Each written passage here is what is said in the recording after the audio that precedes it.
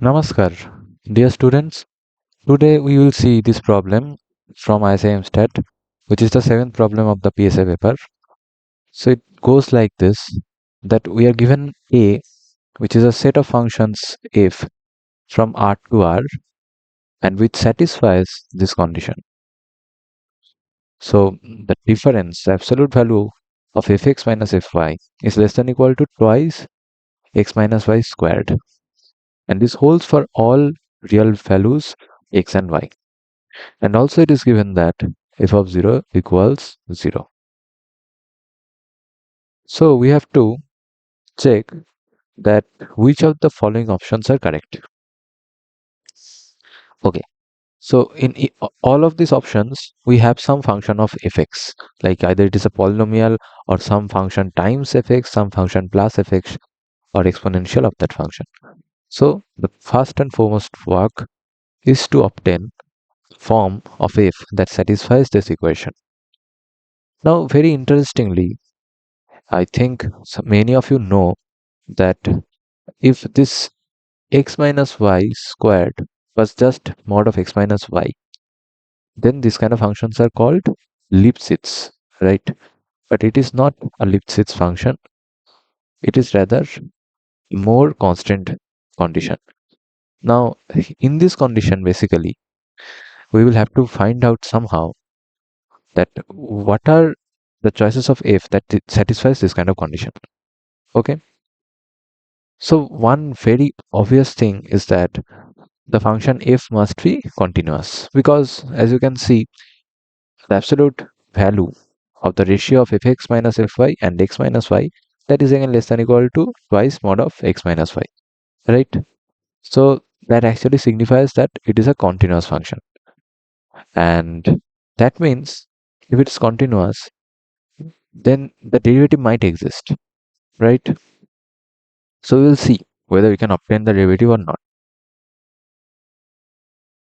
So if we take that y equals x plus h, so we will take the difference at a point x with a slight perturbation, that is x plus h, and this we are actually defining as y.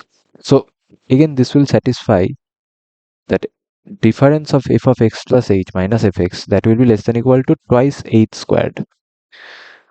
Now I think you can guess that this is going to the formula of differentiation.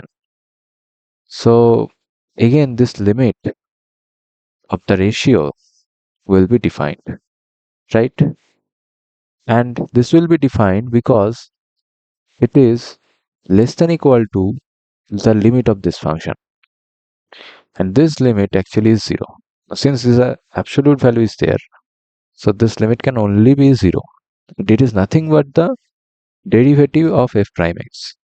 So it is not necessary that h should be greater than 0, rather it would hold for any arbitrary h.